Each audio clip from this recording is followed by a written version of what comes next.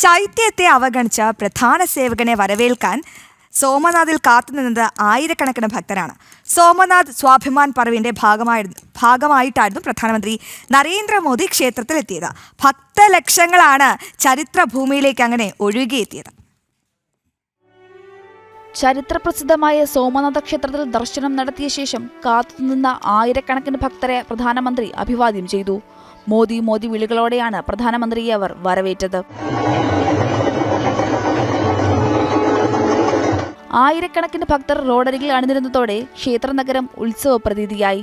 ക്ഷേത്രത്തിലേക്കെത്തിയ പ്രധാനമന്ത്രിയെ പ്രാർത്ഥനാ മന്ത്രങ്ങൾ ഉരുവിട്ടാണ് ജനങ്ങൾ സ്വീകരിച്ചത്.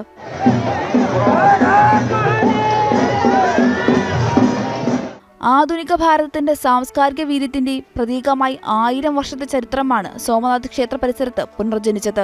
പ്രധാനമന്ത്രി നരേന്ദ്രമോദി നയിച്ച ശൗര്യയാത്രയും തലമുറകളോളം ഓർമ്മിപ്പിക്കപ്പെടാൻ ഉതകുന്നതായി മാറി. സോമനാഥ ക്ഷേത്രം സംരക്ഷിക്കുന്നതിനായി ജീവൻ ബലിയർപ്പിച്ച യോദ്ധാക്കളെ ആദരിക്കുന്നതിനായി സംഘടിപ്പിക്കുന്ന ശൗര്യയാത്രയിലും അദ്ദേഹം പങ്കെടുത്തു.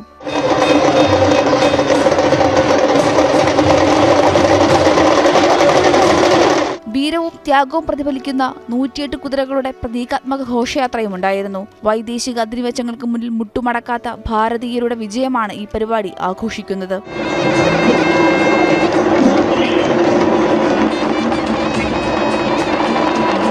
പ്രതികൂല സാഹചര്യങ്ങളിലൂടെ ചരിത്രപ്രസിദ്ധമായ ക്ഷേത്രത്തെ സംരക്ഷിച്ചവരുടെ ധൈര്യത്തെയും ത്യാഗത്തെയും ആദരിച്ച പ്രധാനമന്ത്രി സ്മൃതി മണ്ഡപത്തിൽ പുഷ്പാർച്ചന നടത്തിയാണ് മടങ്ങിയത്. ഗുജറാത്ത് മുഖ്യമന്ത്രി ഭൂപേന്ദ്ര പട്ടേൽ, ഉപമുഖ്യമന്ത്രി ഹർഷിത് സംഘവി എന്നിവരും പ്രധാനമന്ത്രിയുടെ സന്ദർശനത്തിന്റെ ഭാഗമായി. നാഷണൽ ഡെസ്ക്, ജനം.